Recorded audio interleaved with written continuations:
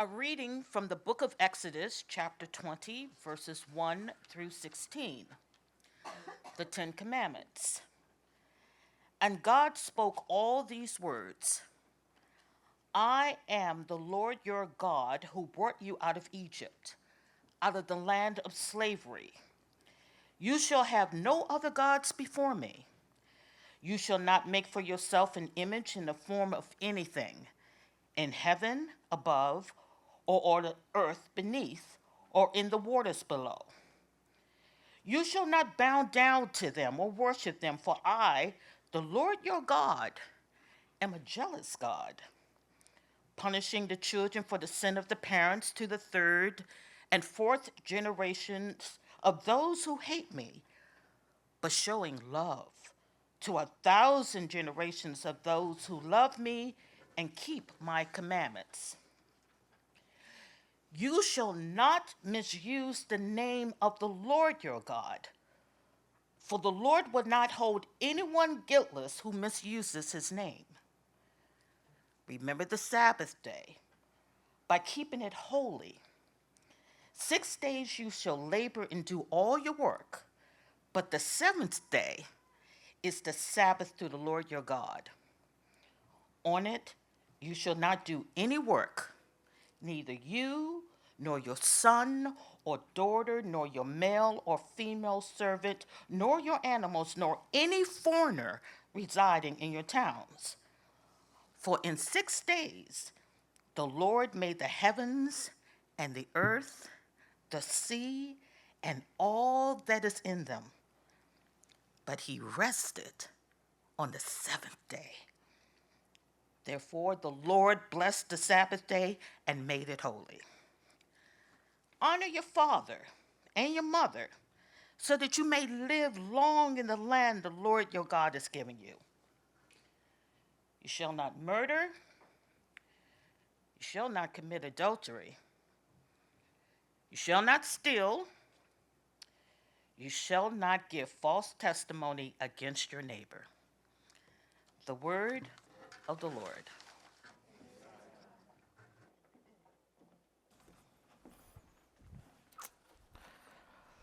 Thank you, Katrina.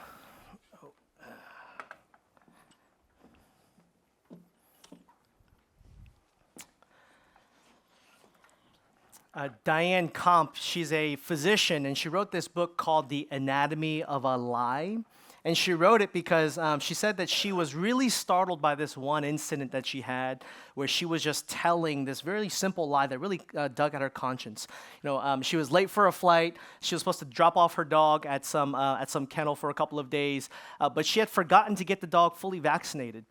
And so she lied about the dog being vaccinated so that she could drop off the dog and then make it to her flight. And she said that something about that incident really struck her because she was a good person. She saw herself as a Christian who, wanted to live truthfully, and yet there was this gap that she couldn't help but experience, that she didn't fall, that she always felt short of that reality, of the truthfulness in which she wanted to live.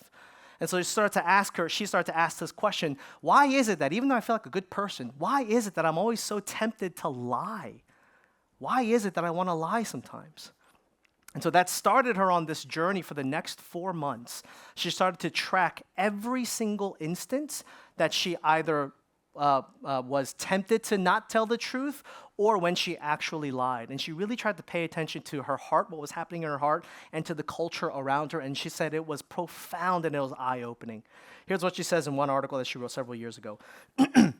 She says, I saw as never before how the world cries out for truthfulness and how often we are betrayed. Worse yet, after we've been betrayed, we throw up our hands and we say, well, what else could we have expected?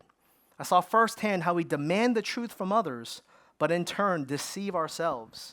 I wondered how often my own little lies contribute to the poisoning of our culture's well. My journal grew quite quickly. I think a lot of us probably think that lying truly is not a real big problem for us. In fact, we're not pathological liars, right? We tend to think of ourselves as pretty good people, but this is something that I think that we and our world struggle with tremendously, and we don't realize the impact that it has not only on us, but in the communities that we're living in. That is what the ninth commandment is all about. about bearing false witness toward your neighbor is actually about the importance of living a life of integrity. And this is one of the first commandment, or this is the first commandment that explicitly mentions your neighbor. It's as if God is actually saying, this is one of the fastest ways that you can actually ruin community. It is a critical social context. Not lying and living into the truth is a critical social context for you to flourish. And so another way to say this is that any culture or any community that does not value truthfulness, it will inherently and always break down. When lies start to seep into the culture, it will move toward disintegration rather than integration, unity, and cohesion. And so we might not think that lying a little bit here and there, or little white lies that we tell, like the train broke down and that's why I was late, those things don't harm anybody. But if we're not careful, if we don't really understand what's happening beneath the surface, not only can we harm ourselves, but it can stop human flourishing in community as well. So that's what we're going to look at today as we move through the 10 Commandments and this 9th commandment of bearing false witness toward your neighbor. And I'll look at 3 things this morning about it. First, we'll talk about what it means. What is this commandment actually? What is it getting at? And then we'll talk about why we need it for a flourishing community. And then finally, how we can actually live it. So what it means, why we need it, and how we can actually live it. So first, the 9th commandment says, you shall not bear false witness toward your neighbor. Now, I think what might be helpful here is to get a little bit of the context in the Old Testament, in particular, the justice system that this commandment is explicitly addressing in the ancient world. Now, back then, when somebody was charged with a crime and had to go to court, people had very little protection. Right? So today we live in a world that says you are innocent until you're proven guilty. Back then, it was more so that you're guilty until you're proven innocent. Right, so it wasn't like CSI, where there's like a forensics unit that's going out to try to capture all this evidence to help prove your innocence. It was much more heavily determined by the eyewitness testimonies of the people in your community. So if somebody accused you of something or said that you did something, people that inherently brought about a kind of threat and a powerful sort of witness to the court that could potentially lead you to experience capital punishment. And so you can imagine that in a time like that, right, there was a huge premium on a person's integrity, on their willingness to live into the truth, because lying simply with your words could actually be deadly to somebody else.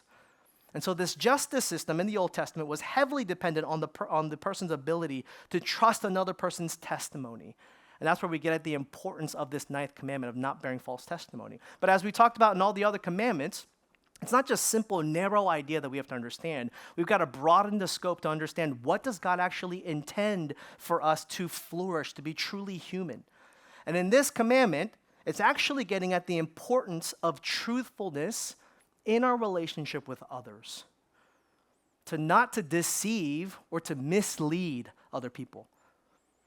Or it's getting at the dangers or the harm of lying when we live into lies and we distort reality. And when you understand it that way, you start to see that it's much more than just not telling a lie. Your neighbor doesn't just need you to not tell a lie, and your neighbor doesn't just need you to state factual things either. What your neighbor really needs in order for a community to flourish is to never even use the facts in a misleading way to disadvantage them, and therefore to advantage yourself, or to harm them and bring about profit for yourself. So this commandment is trying to get God's people to live into being a community that is full of truth and integrity in a way that relates to the truth toward others in order to build them up rather than tear them down. That's what this is getting at. I think one of the best places that this idea is broadened and talked about in the New Testament is actually in Ephesians chapter 4. This is a letter that the Apostle Paul is writing to the church in Ephesus, and he says this: instead, speaking the truth in love, we will grow to become in every respect the mature body of Christ. And then in verse 25, he goes on to say this: therefore, each of you must put off falsehood and speak truthfully to your neighbor, for we are all members of one body. Do not let any unwholesome talk come out of your mouths, but only what is helpful for building others up according to their needs, that it may benefit those who listen. See, now we're starting to get a lot more nuance as to understanding what God is intending here. It is not simply a categorical do not lie, right? Or it's not even simply a always tell the truth idea. But Ephesians 4 is helping us to understand this ninth commandment in the social context that it's meant to be understood, and that we are meant to be building one another's up by speaking what? Truth in love. That it means to relate to truth toward other people in such a way that has their best interest in mind. That's how we are meant to relate to the truth, because truth is always relational. It is inherently relational. And so what God is saying, and what Paul is saying in Ephesians 4, is that it is meant to be a truth with a neighborly relational focus in love. Because here's the thing, right? We all know this, that every single one of us can abuse the truth, and we do it all the time. We can take the factual things of what's happening, and we can always spin it for our sake or to defend ourselves, right? If you're in a marriage or if you're in a relationship, we do this all the time. You highlight different things that might be factually true, but it's never in love, right? And we can say things that are true also with the intent to hurt someone or to punish them, where it can come from a sense of pride. That's not building one another up, right? It's not helpful in helping them take in the truth, and that's what Paul is getting at. He's saying, don't just prioritize just the truth by being one of those folks that are saying, I'm just going to bluntly and harshly tell you everything that I think is true, because that's what's going to make me feel better, or that's what my personality type is like. No, you're supposed to help them to actually receive that truth. Otherwise, you're not truly loving your neighbor. Or some of us shy away from telling the truth, thinking that we are loving someone, but it's not a true love. It's a sentimental kind of a love. It's a weak kind of a love. Because the reason why we tend to do that is we don't want to create conflict with another person.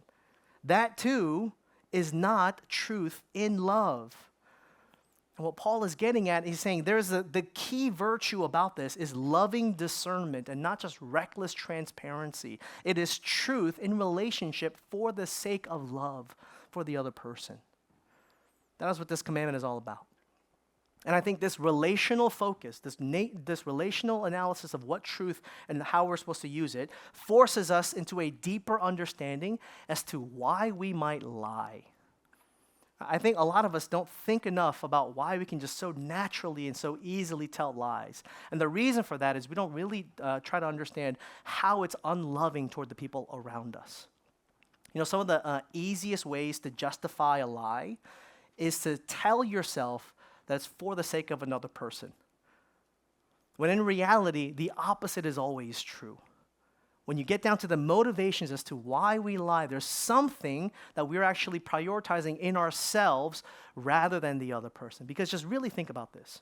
Really think about why you are motivated, why it is that you're tempted to lie, probably all the time, almost every day, in the smallest of things and the biggest of things. One of the reasons is we just like comfort. Lying is always just easier. It sort of provides a shortcut to comfort, because telling the truth, shining a light, speaking truthfully can often bring about a kind of conflict. You know, why is it that we say, oh, I'm late because the train wasn't working? It's just easier that way.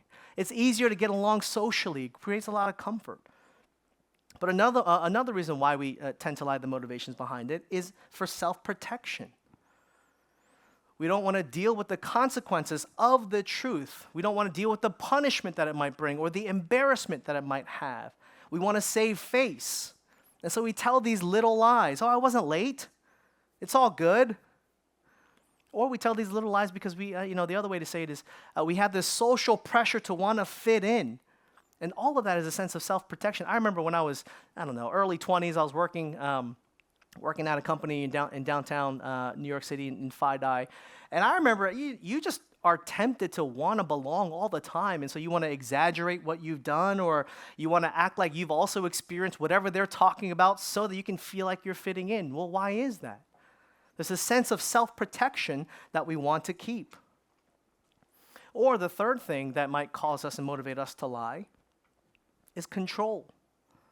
All right, one of the ways that we again, justify lying to one another is that we think that we're sparing someone some pain when we withhold the truth, or we don't say everything to them. When in reality, what we're really trying to do is to manage the outcomes.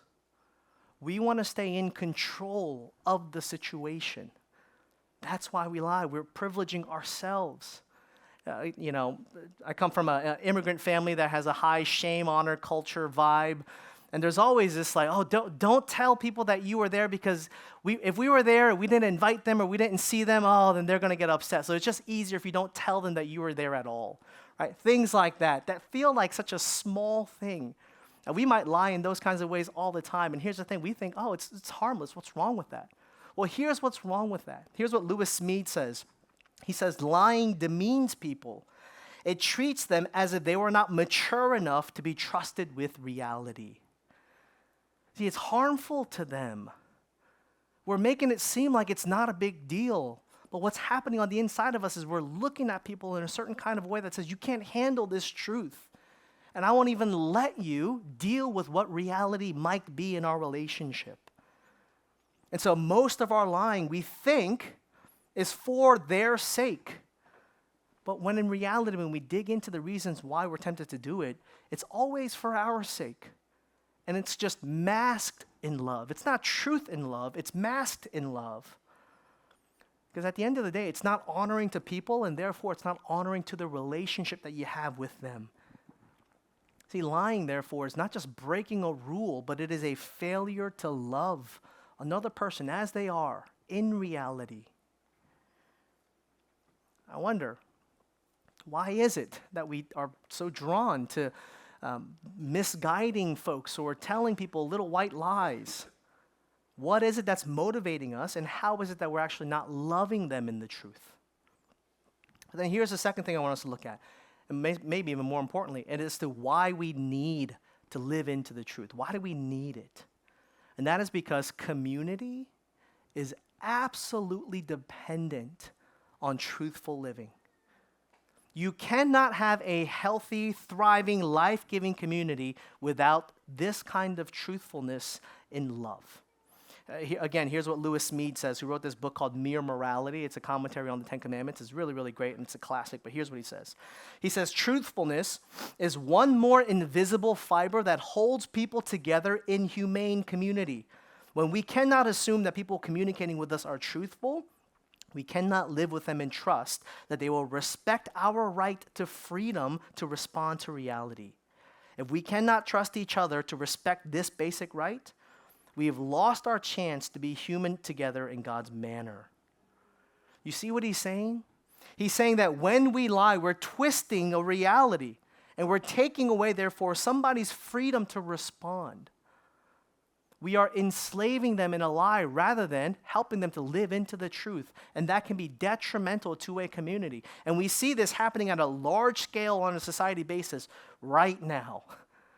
There is a breakdown in society that is absolutely happening because currently our culture today absolutely devalues truthfulness. We live into twisting and manipulating reality into whatever we want it to be. Because it's a culture that we live in today that prioritizes saving face, that prioritizes personal profit and winning over any kind of form of truthfulness in a community for us to live together in a humane kind of a way. You know, over the past 9-10 years, the rise of misinformation and fake news, right? All of that, coupled with the rise of technology and artificial intelligence, where right now, there is nothing that you and I believe that's on the internet. People are manipulating images that make you really question, is this actually real or is it fake? That line is becoming blurred more than ever. Like, I saw a video the other day on Instagram of a couple of people watching 4 or 5 different videos, and they were supposed to choose, oh, is this AI or is this real? And it's like zebras running down the street or some protest or some fighting. And I would say like 80% of them got it always wrong. They thought it was real when it was AI, or they thought it was AI when it was actually real. It's like now we need to take classes in trying to understand how do you figure out what's a real photo or a real image and what is not. Like we're living in a crazy world, and technology is moving at a ridiculously fast rate where we can't keep up. But here's the thing that I want us to see. The result of all of that, a culture that breeds that, the result is cynicism in the lives of the people. Because you start to doubt true things, and it also becomes much easier for you to deny true things that you don't want to agree with. People call it the liar's dividend, that you can just tell everybody else that it's fake because you don't want to believe it. And it makes it much easier for us to manipulate our realities towards others. And what that does at the heart and the core of a community is that it destroys trust. It absolutely destroys trust. And it makes it very difficult to live in the same world, to have a shared reality that is needed for a very cohesive community. And here's the thing. This kind of a world that does not value truthfulness is always, always most dangerous toward the most vulnerable in our society. I am deathly afraid of somebody calling my mom, using my voice, saying that I need money. And she has no defense for this. She has no idea what's going to hit her. All right, this kind of level of scams and, deceit is going to be rampant in our world, and those who are least fit to deal with that reality is going to be most hit by it. James Davison Hunter wrote this. He's a great social commentary, and he wrote this book recently called Solidarity and Democracy. And he actually talks about the importance of having a cohesive community and a narrative for any complex community to thrive and survive together. And that's the very thing that we're losing today in our democracy. He says that complex communities need a baseline trust in shared institutions, but when everybody assumes that everyone else is lying, the only thing left that runs the society is cynicism and raw power. Because he says that without trust, you start to see everyone as just pushing their own agendas without any desire to want to deliberate and work together toward a shared common reality. And when that is gone, what it leads to is people wanting to dominate the other side, to force and coerce their version of reality on another person, to win. That's where the raw power comes from. And even as I say that, you realize this is the story of our American politics right now. And this absolutely impacts how we view the world and how we view one another. Because in our world today, trust is not rewarded. Truthfulness is not rewarded, and therefore, love is not valued. Coming together, moving toward another person is not valued. Only winning and outrage is valued, and that is what is leading to the polarization that is rampant in our world today. Think about this idea of polarization. It is a splitting apart. It is a disintegrating. It is a moving away from another, not moving toward cohesion and unity. The only truth can do that. And therefore, society's message to us that infiltrates our communities is that you can absolutely deceive your neighbor if you can personally gain from it. We're influenced by that. This is the world that we're in. This is the Instagram cycles that we live in. This is the echo chambers that we are constantly in. And if we're not aware of that, we will perpetrate that, and it will hurt the least of these in our community. But this isn't just a danger at the societal and political level. This becomes even more dangerous the more local it gets. In a room like this, a local community. A community of people actually living life together that does not value truthfulness for the sake of their neighbor will experience this disintegrating more so than at the political or societal level. Because the way that God has actually ordained communities to thrive is to be based on truthfulness. Like that is how he has caused or called the world and community to function together, which means when lying starts to seep into the heart of a community, when truthfulness is not valued, that becomes an immediate assault to the possibility of community here and now. lying becomes an assault to the possibility of a life-giving community here and now. Now, obviously, if there's malicious lying or deceit, we know what that can lead to, and we know how that can tear apart a community. But even if there is just gossip or slander going around, even if there is a growing cynicism, thinking that people are not telling the truth, thinking that you can't trust what another people looks like or says them to be. Or, I think maybe even more dangerous for us in a community like this, is that a community that just simply tells white lies, harmless lies, for the sake of our comfort, for the sake of our protection, or because we want to control and manage things.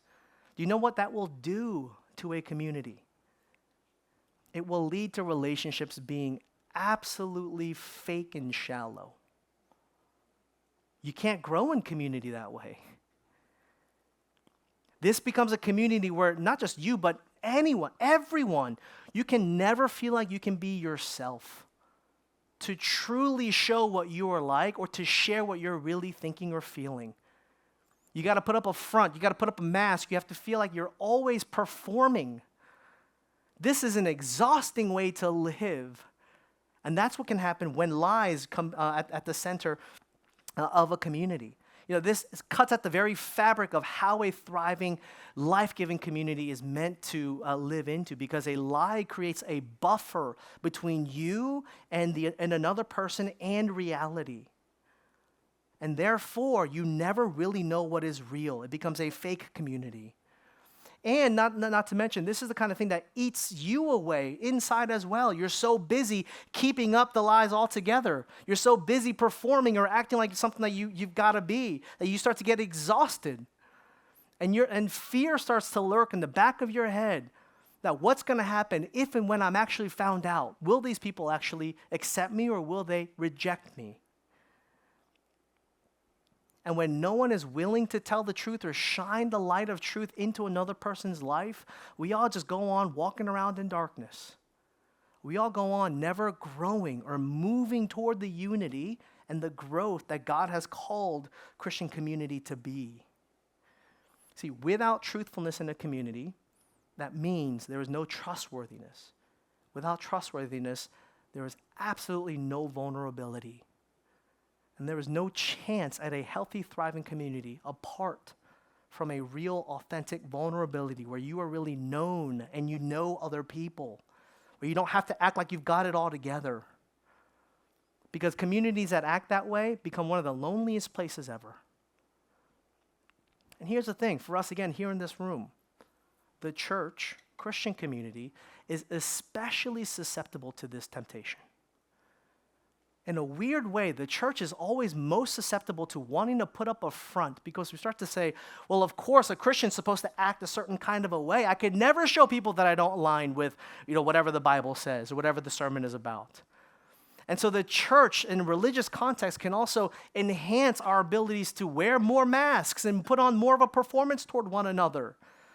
So therefore, places like the church, if that is what we're living into, can become one of the most exhausting places, a place where you're surrounded by people, but it's just full of pretense.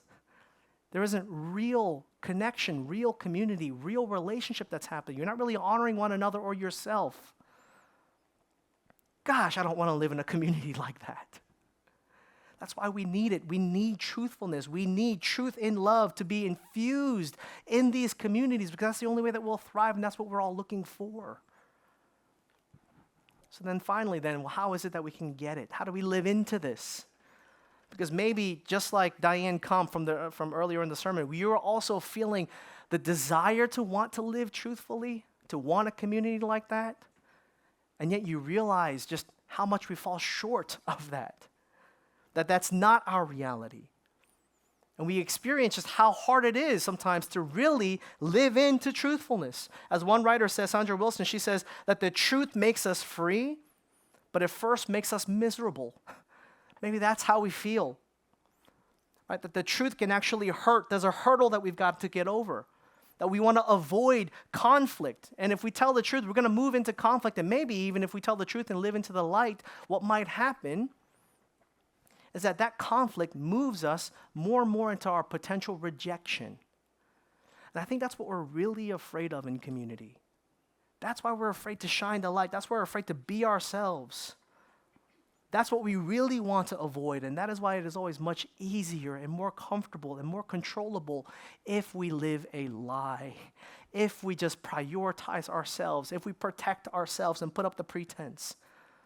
But as long as that is the case, we will always find justifications to lie and to not live into the truth.